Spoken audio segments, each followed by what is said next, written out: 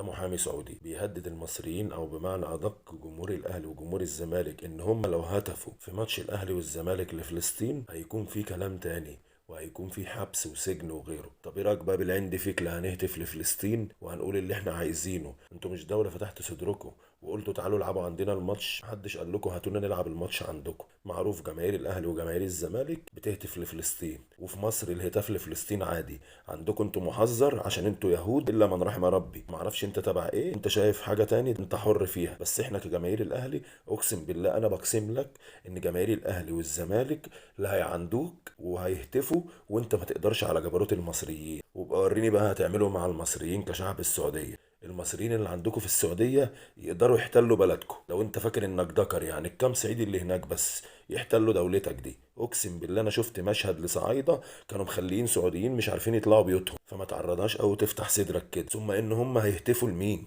يخرب بيتك، ده هيهتفوا المسلمين زيهم. الدرجات دي فلسطين وجعكم؟ انا متأكد ان في شرفاء سعوديين مش راضيين باللي انت قلته ده.